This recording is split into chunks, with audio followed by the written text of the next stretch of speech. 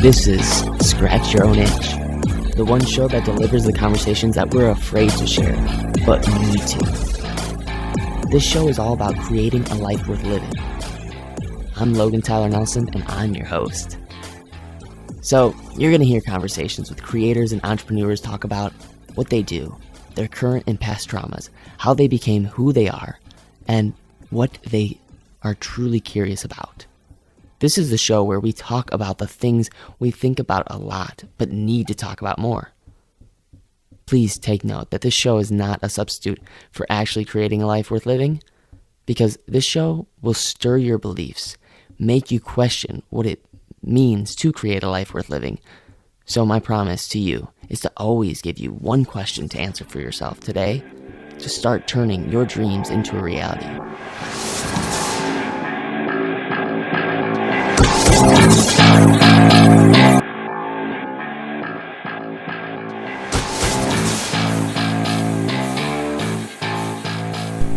Hey, ladies and gents.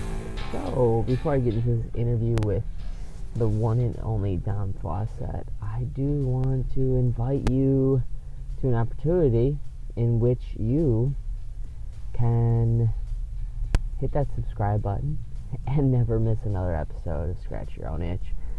This is a great interview to anyone who's looking to actually gain influence and turn their pains into profit.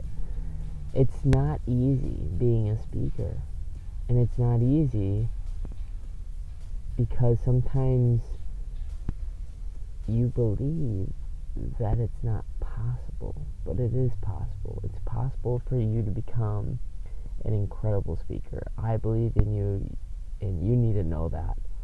I am a champion of yours. So if you listen to this interview and you have a little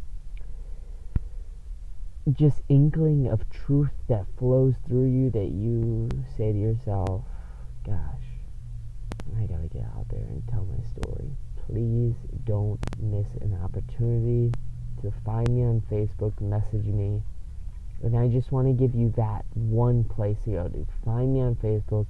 My link is in the show notes. Easy peasy, lemon squeezy. Just go there. I'd love to help you out with getting on podcasts too. If you're looking for more visibility and you are a coach, a speaker, or a small business owner, being on a podcast will build your audience and build a like-trust relationship with the people that you do business with. Because people love to learn from people that they are in trustworthiness with, that they like. So, guys, enjoy this interview with Dom Fausette.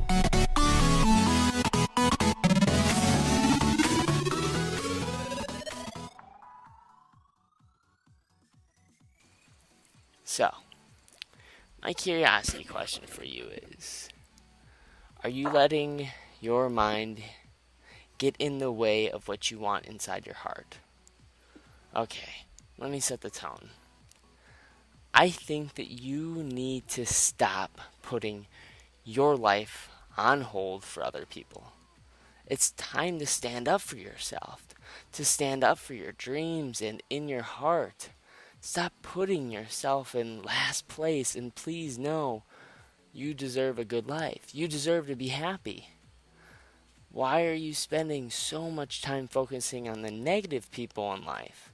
Why are you spending so much time focusing your efforts on how to make other people happy instead of yourself? It's time to step up to the plate and be selfish. If any of this resonates with you, then you're in for a treat, because my guest and I are going to break down on how you can start honoring yourself and scratching your own itch.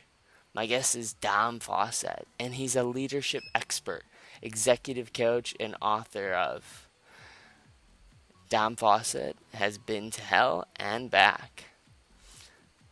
Oh, actually, that's not the actual book that he's been written of, but he's the author of a book called Hell and Back. But Dom is a military veteran and prior police officer with 10 years of corporate leadership experience. Dom is the CEO of Think React Lead. Think React Lead is a company dedicated to pushing people past their limiting beliefs by bridging the gap between their mind and their heart for increased success. And maybe you're thinking, oh, right now, like, wow, there's so many people out there that are trying to help me bridge the gap. And I know what it's like to be in that place where maybe you are down and out and help just keeps coming at the door, but the type of help that people keep giving isn't the type of help that you want until now. So please give a huge warm welcome to the one and only Dom Fausette. Awesome, man. Wonderful intro. I greatly appreciate that, brother. Thank you. Dude, I really like what you do. I love your story, which I want to get into right away, because honestly, like, the mission of the show is to make people feel less alone, but to also scratch your own itch, which has been given multiple definitions. But to me, it's by solving a problem that you have with yourself, and by doing so, you start doing it for other people, because that's the only way we really know how to do it. Like, our greatest weakness becomes our greatest strength in the end. So, how did you get to where you are today by scratching your own itch? No, it was a journey, brother. It was understanding who I wasn't for me to really start the path to who I am. And it all started probably when I was in the military. I joined the military to be a pararescue, or PJ as it might be called, or combat controller. Some people have heard of that. But I ended up failing a swim test by 7 seconds. And that just crushed my confidence. I did my time in the military. I got out. Then after that, I became a cop. But I became a cop because growing up, everybody said, "Oh, Don, you'd be a good cop. You'd be good in the military." There weren't high expectations for me, and I don't blame my parents. I'm the firstborn. The firstborn is always a practice kid, and I became a cop because that's what I felt I needed to do, and I just wanted to give back to society. And then, we grow up watching these shows, SWAT, and there's a multitude of cop shows out there. And I just figured this would be cool. I get to carry a gun again, and I get to engage. Well, after some time as a cop, things get real dark real quick, right? You don't get the opportunity to help the old lady across the street. Everywhere you go, nobody wants you there. You get spit on by people that have AIDS, and you get stabbed or shot at. Some cops get shot, and it changes who you are over time, but you don't recognize it. And you go from being like a happy, at least a decently happy individual, sometimes optimistic, to a 0% optimistic individual. And you just look at the world through these dark, grim, evil lenses. And I got to a point where I was put in a position to take somebody out. And a Glock 19, which was my service weapon, has about a 5-pound trigger pull. And just based off my experience, I was about 2.5 pounds of pull into this weapon. And I realized, I can't kill this guy. And the only reason why I didn't kill him was because his sons were standing behind him. The oldest was 7. And as I'm looking at this male, a lot larger than I am, I just see hurt in his eyes. But what I saw in his eyes was just a reflection of myself. And having been fortunate enough to learn how to fight just enough to, keep me alive, I holstered my weapon and we engaged hand to hand, and I didn't get stabbed. But I was at a point prior to that where I was serving warrants without a bulletproof vest just because I wanted to be taken out. I was tired of hurting. I was tired of, and at this point, I had blamed a lot of people for my failures in life.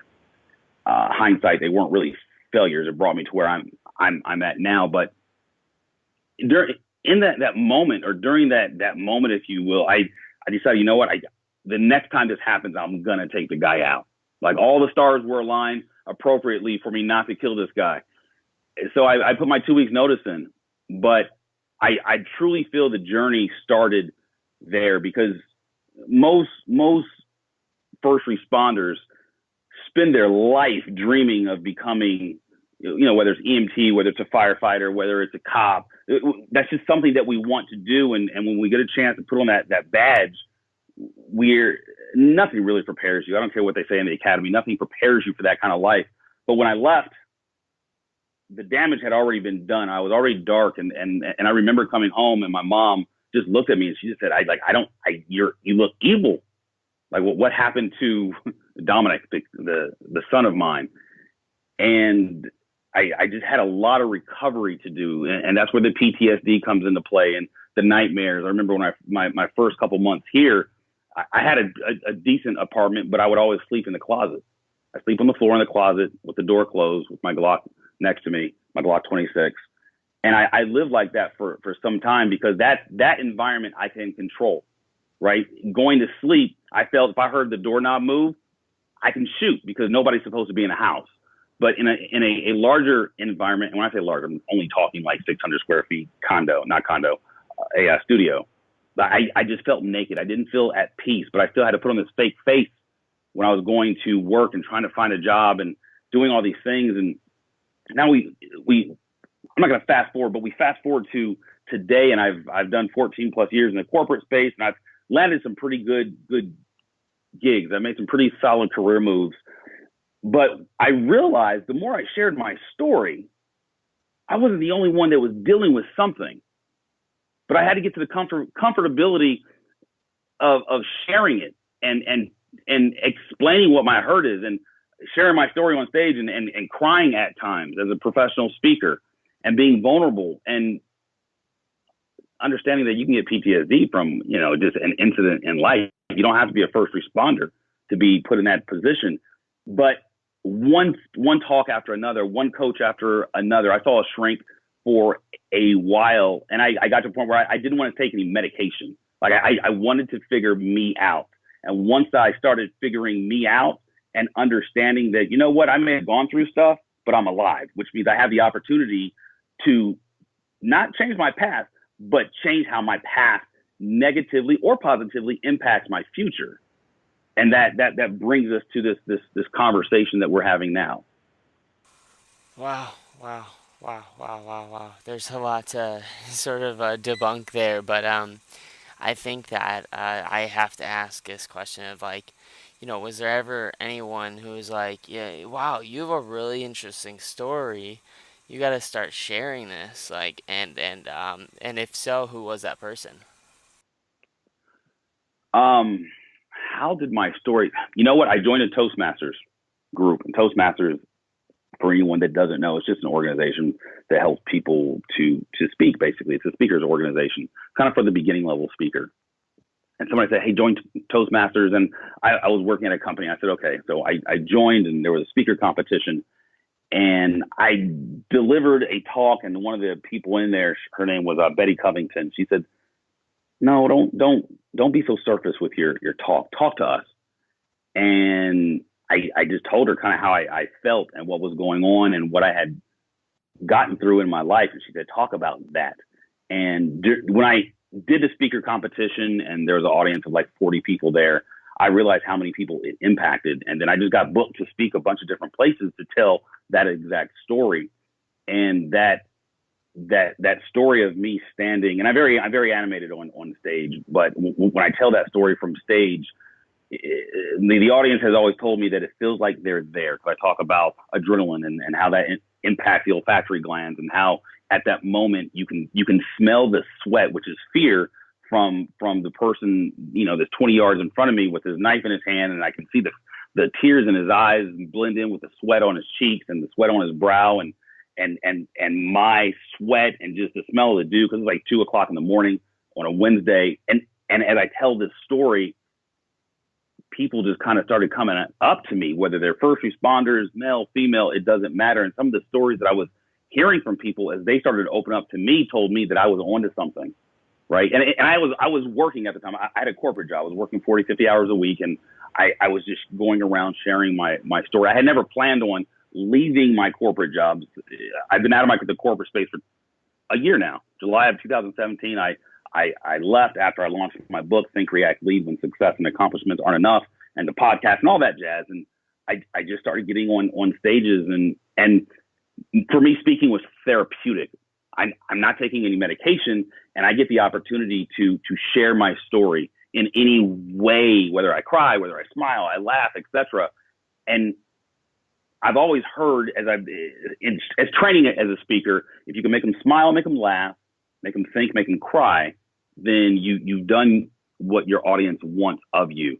And through telling my story and being vulnerable with not just that story, but other stories in my life, because I forgot about some things, things that happened to me as a kid or things that happened to me as a police officer. But the more open and free I become, the more my subconscious kind of releases certain things that have happened to me over time, and I get to share those with different people, different audiences, and it's a wonderful feeling to not sleep in your closet or not sleep with your loaded shotgun next to you because you're afraid of who's going to come to the front door or the back door.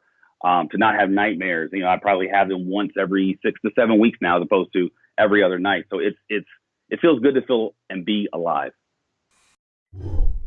Hey, Logan Tyler Nelson here. I would so appreciate it if you took some time to hit the subscribe button. I really want to just honestly live and give.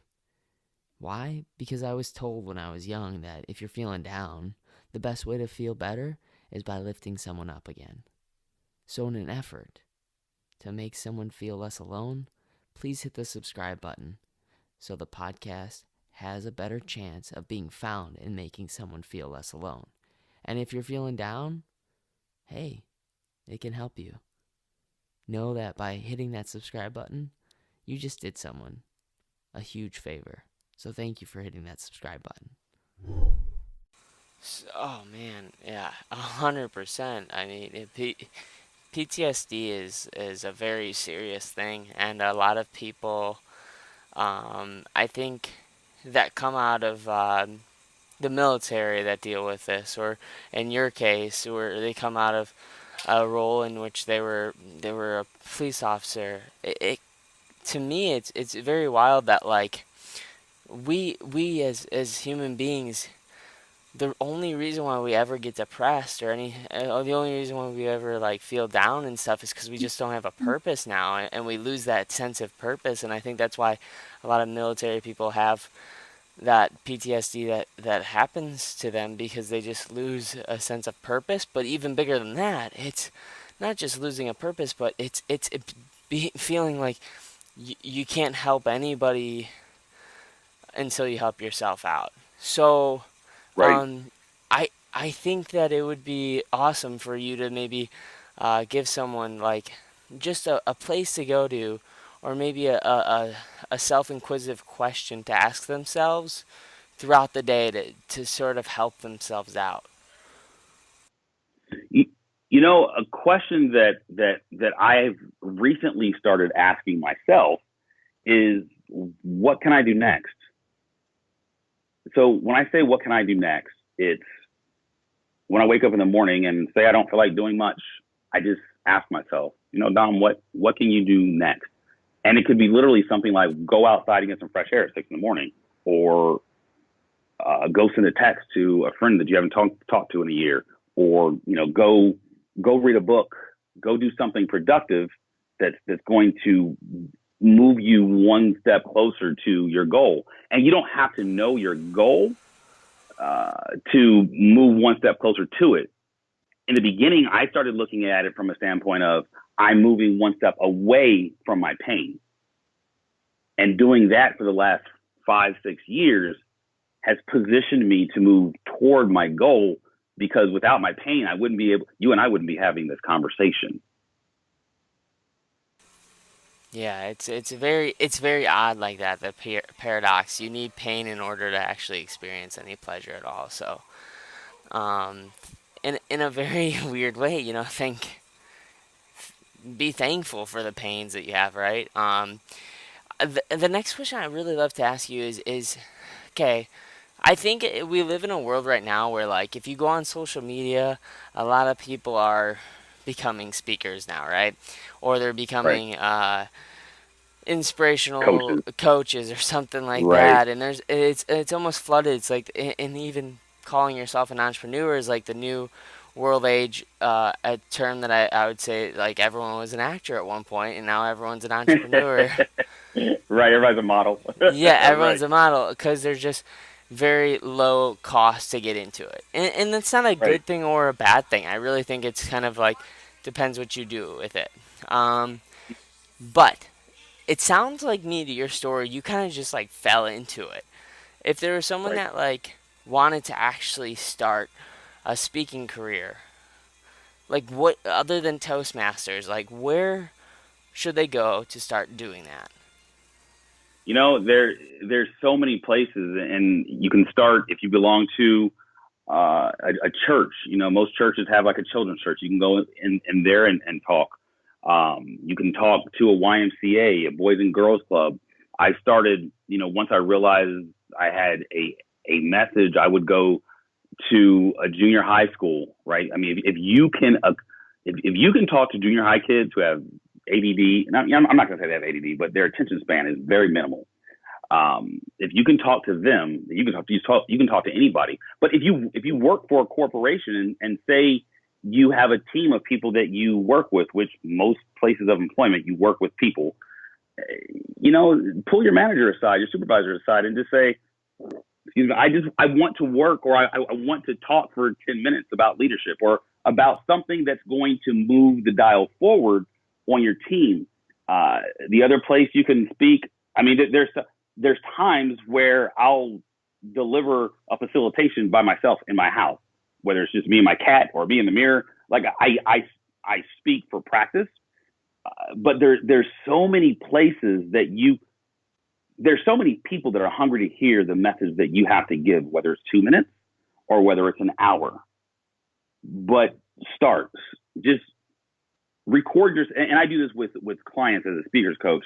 I have them record themselves delivering their message, because a lot of people end up writing their message down and they don't rehearse it. Well, there's a lot of work that goes into rehearsing even a 20-minute message. It wears you down. But if you rehearse your message on your phone, if you don't have a DSLR, just use your phone and then play it back on silent.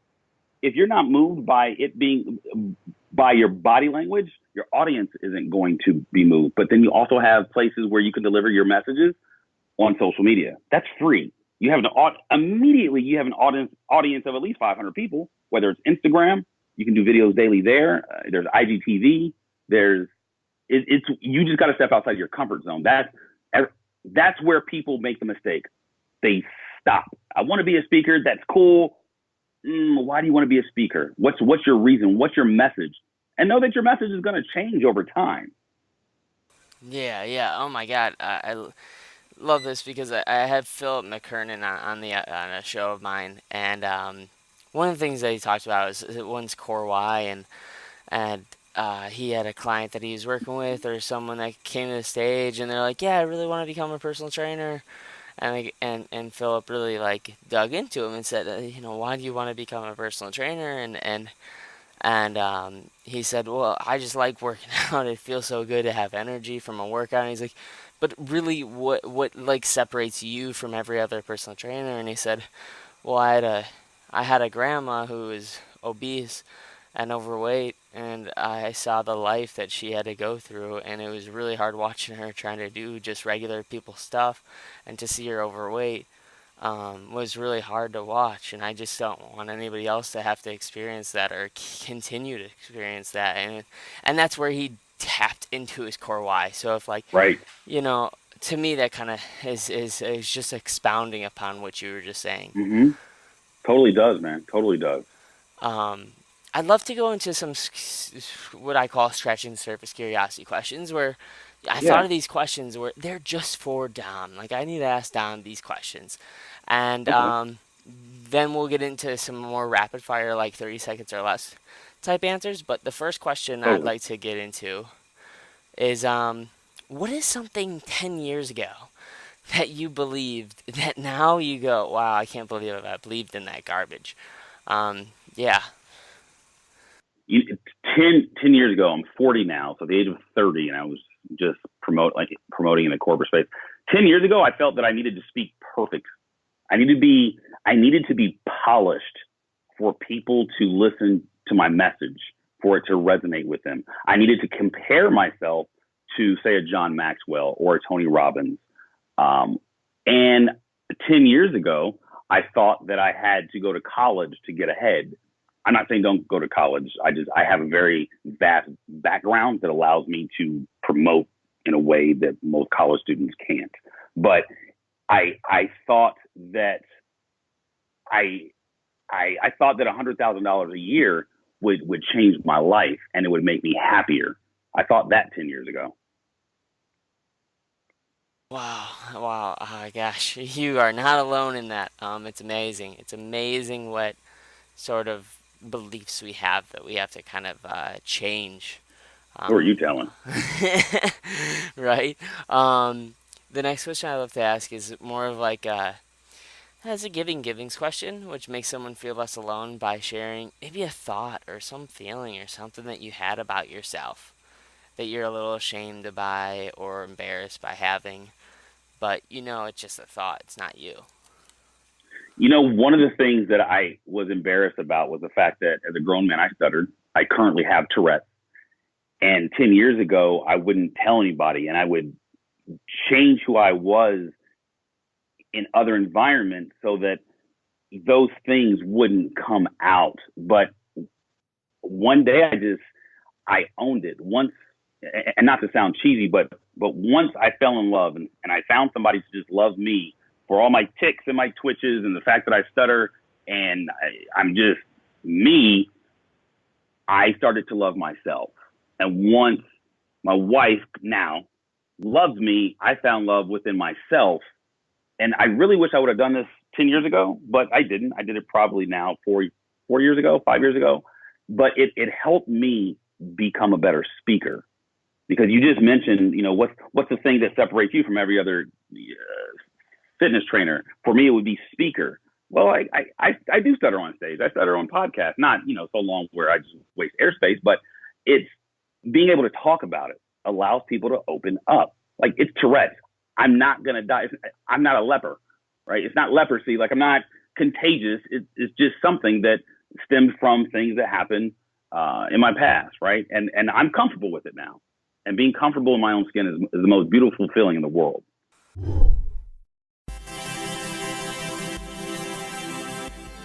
Hey friends, so let me ask you real quick. Are you someone who's trying to get more visibility? Who's trying to be in front of the crowd? Well, if that's you, I want to let you know that first of all, you're not alone. Second of all, if you want to get on more podcasts, or ones that actually scratch your own itch, meaning maybe you have a book, or a business, or maybe you do speaking, or if you don't yet do speaking, maybe you can, and maybe you'd love to. Well, I put something together for you, and in this little giveaway, I'm going to show you how to pitch yourself or podcasts, and how to actually be professional when you show up so you can be the next authority in your niche, so you can start scratching your own itch. I know what it's like to build something, create something, and then there just be crickets. No one wants that. You need to be seen. You need to be heard because you have a message to share, a message that is worthy of hearing. Podcasts nowadays, more than ever, are being consumed by people. And guess who's actually learning the knowledge that's being shared? It's podcast listeners. It gives you a license to be an authority in whatever area you really dream of being an authority in. So if this at all starts to give you a little itch to scratch, just email Logan at logantylernelson.com. Again, that's Logan at logantylernelson.com.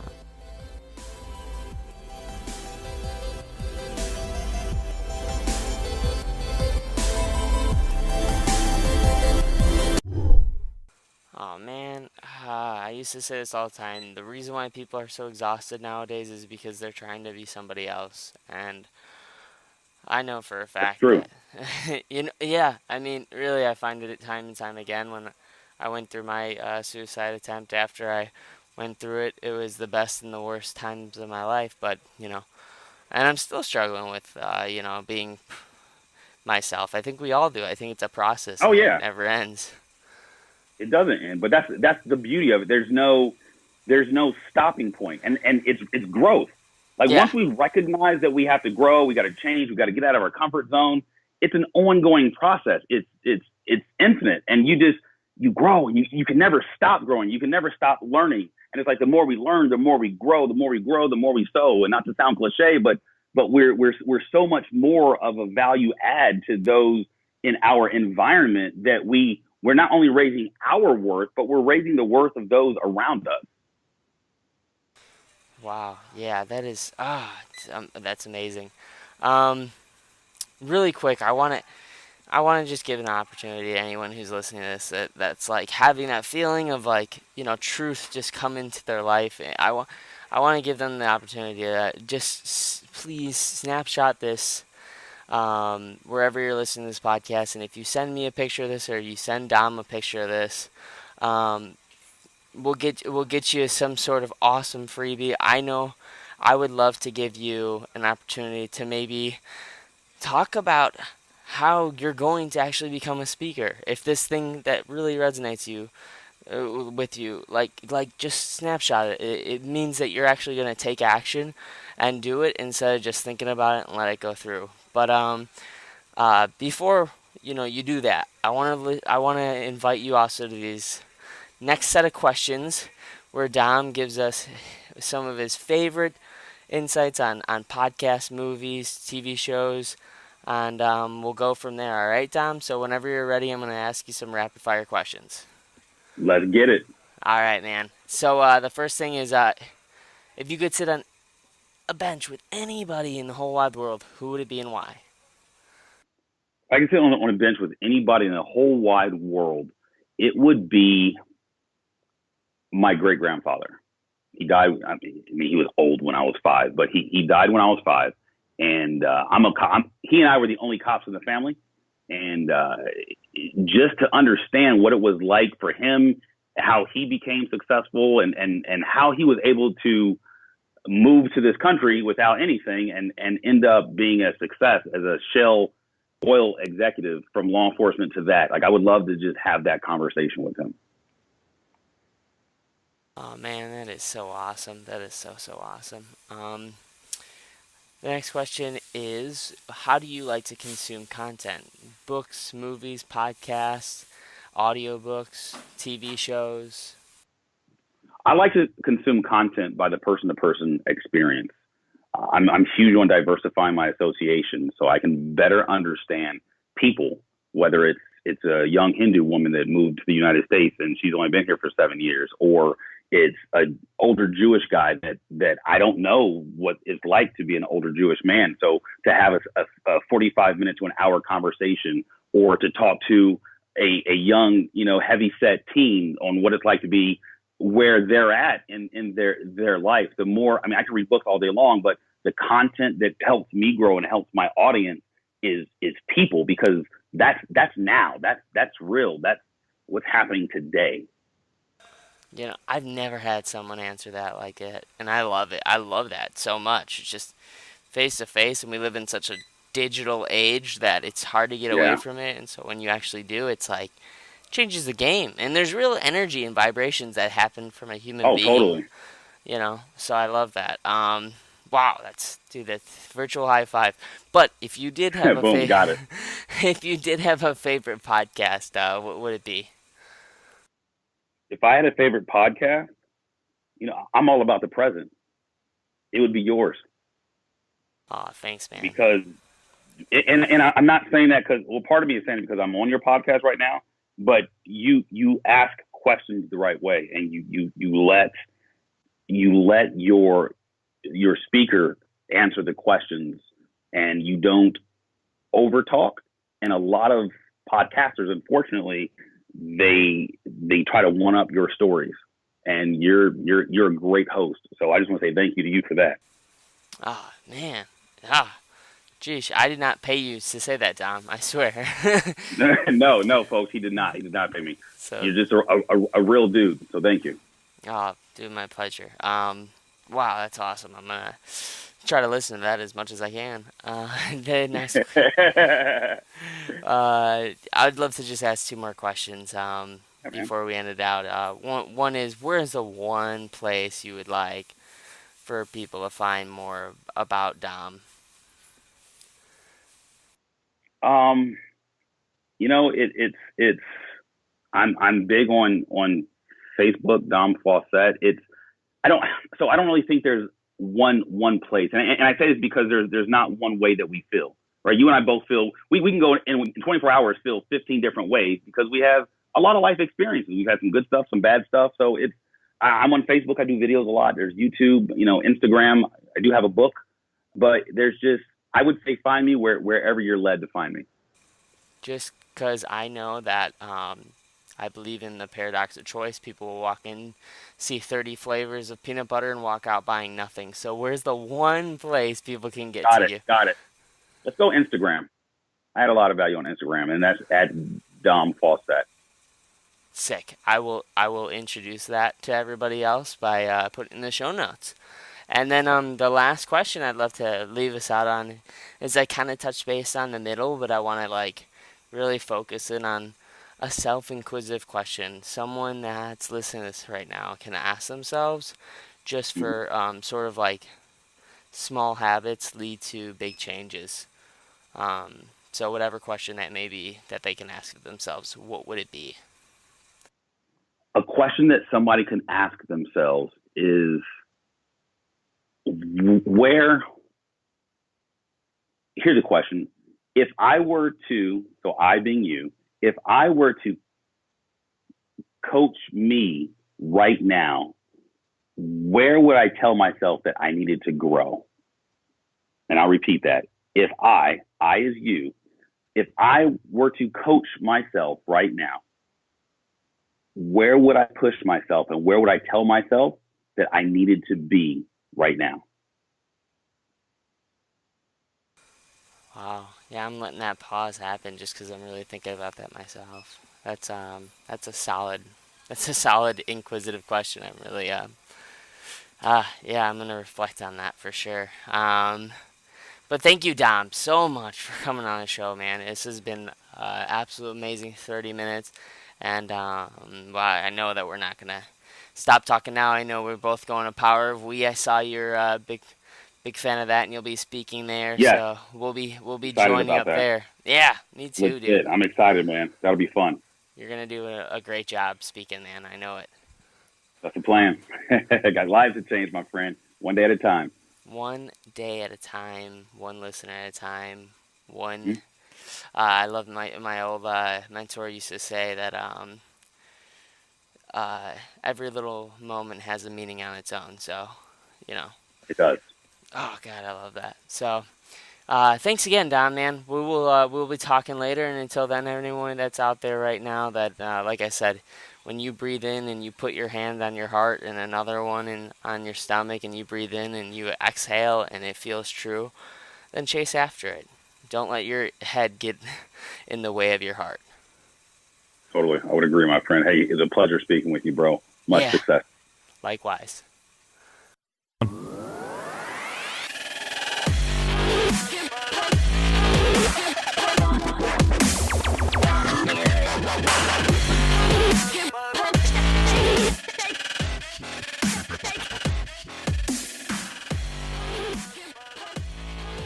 All right, there's another episode of Scratch Your Own Itch. Thank you so much for taking the time out of your day to support the show by listening. The biggest compliment you could ever pay me is just by sharing this, because honestly, it doesn't take much, and it feels so good when people create something and take time. And when I see someone take time to create something that really just changed my day, either made me feel less alone, maybe put a smile on my face, made me laugh, made me feel wiser, I always want to share it with the world. Because why? When I share something that resonates with me, why not share it? I mean, that's just kind of the thing that goes around, and it's free. It takes no time at all other than just a click of the button, share, on either Instagram, Facebook, Twitter, LinkedIn. Any of those social media platforms would be great to share this. So I really appreciate it. And I want to say that anybody who's looking to gain authority or expertise in their area, and they don't want to take another year or year and a half to write a book and wait until that's published, I think the best way is right now is to start a podcast. So if you're at all interested in starting a podcast, if you meet the certain requirements, I would love to help you with a podcast and also get a website going for you as well. And this is not an easy task. It's hard to actually get it done and get it out there. So every now and then we need some help, and I'm here for you. So please reach me at Logan at LoganTylerNelson.com if you're interested at all. And don't ever forget, you matter and you're enough.